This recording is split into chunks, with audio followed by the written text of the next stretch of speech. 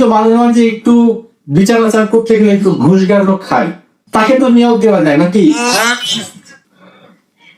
একটা মসজিদে, একটা সমাজের একজন ঘরের জন্য, একজন পরিবারের জন্য যদি একজন ইমাম নেতা নির্বাচন করার ক্ষেত্রে উনি কোন জামাটা পড়েছে, উনি কি দিয়ে খেয়েছেন, খাওয়াটা হালাল কিনা, ওনার কথা ঠিক আছে কিনা, ওনার চরিত্র ঠিক আছে কিনা, ওনার লেনদেন ঠিক আছে কিনা, এরকম ভাবে যদি আপনি যাচাই করেন,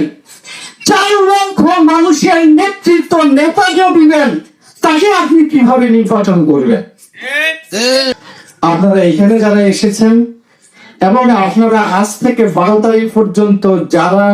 যতক্ষণ থাকবে, শুধু আপনার মনের মধ্যে এইটুকু চিন্তা করবেন, আগামী 5 বছরের যে ইমামকে আমি নির্বাচন করতে যাচ্ছি, আমার সেই কোন ইমামের পিছনে আমি আমার দেশ, আমি আমার এলাকা, আমি আমার সন্তান, আমি আমার পরিবার, আমি আমার এই রাষ্ট্রকে আমি সম্মিলিত যাচ্ছি।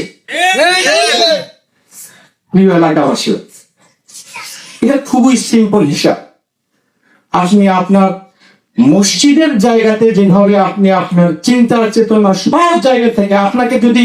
1 লক্ষ টাকা ঘুষ দেয়, তাও আপনি একজন খারাপ লোককে আপনি মসজিদের ইমাম আপনি বানাবেন না। সুতরাং নির্বাচনের আগে যদি আপনাদের কাছে এই ধরনের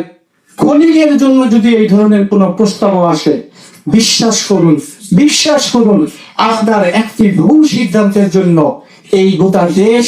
এই জাহিদ, এই পরিবার, এই সমাজ বিনষ্ট হওয়ার জন্য আপনি দায়ী থাকবেন।